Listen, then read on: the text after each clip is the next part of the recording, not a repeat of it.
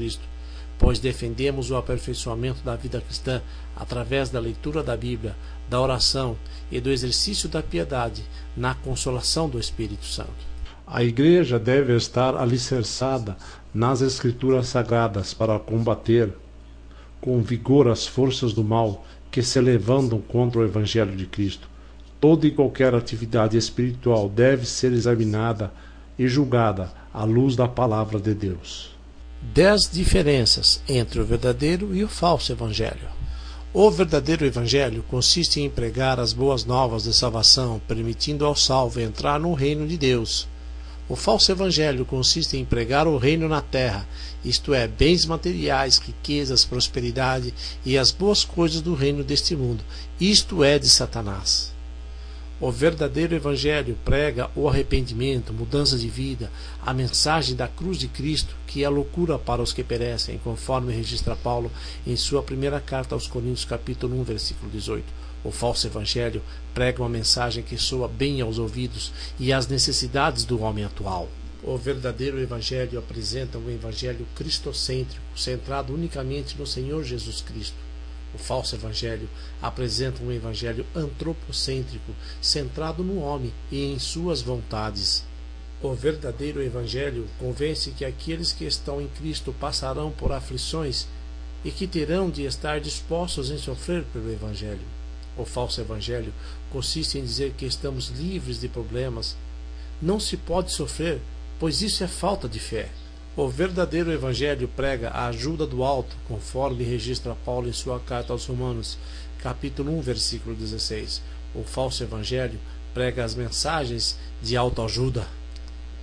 O verdadeiro Evangelho afirma que no culto coletivo a Deus devemos adorá-lo voluntariamente, em espírito e em verdade, não pelo que Ele pode nos dar, mas sim pelo que Ele é, sem segundas intenções.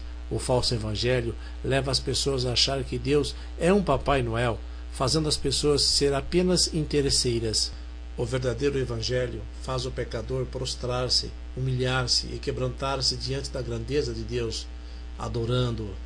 O falso Evangelho faz o pecador adorar e idolatrar cantores gospel, pastores, apóstolos e missionários fraudulentos, fazendo com que a palavra desses tenham mais peso do que a própria Bíblia. O verdadeiro Evangelho ensina que devemos examinar as Escrituras para julgarmos aquilo que é bom, conforme registra o livro de Atos, capítulo 17, versículo 11. O falso Evangelho ensina que somente pastores ou líderes são os ungidos do Senhor, fazendo desses inquestionáveis, mesmo estando em pecado e fazendo o povo de Deus pecar. O verdadeiro Evangelho ensina que somos servos de Deus e que temos que obedecê-lo, acatando a vontade dele. O falso Evangelho ensina que podemos mandar em Deus, determinando o que quisermos, ou seja, ensina que podemos colocar Deus contra a parede, tornando-o nosso escravo. O verdadeiro Evangelho incentiva o cristão a estudar e buscar o conhecimento da palavra de Deus. O falso Evangelho não incentiva o ensino das Sagradas Escrituras, ao contrário, deturpando-o conforme os seus próprios interesses. Devemos provar os Espíritos para saber se é realmente de Deus. Devemos ser verdadeiros guardiões e mestres da palavra de Deus, combatendo os falatórios e os ensinamentos profanos dos falsos mestres. Devemos fugir não só da doutrina errônea, mas também da vida má, seguindo não só a verdadeira doutrina, mas também a verdadeira vida. Finalmente, devemos ter muito cuidado com as raposas. Este tipo de animal simboliza em nossos dias os falsos mestres, os falsos obreiros, as falsas doutrinas, as heresias, o falso cristianismo, baseado na imitação. Só há um remédio eficaz para combatê-los: zelarmos pela integridade da doutrina cristã. Isto só conseguiremos adotando uma doutrina sadia e aplicando o fogo e a espada do Espírito Santo. A Igreja deve primar pela ortodoxia bíblica, não permitindo que os modismos baseados em experiências pessoais sejam colocados acima dos princípios das Sagradas Escrituras. O salvo que é espiritual tem fome da palavra de Deus e deseja buscar o leite puro, sem falsificações.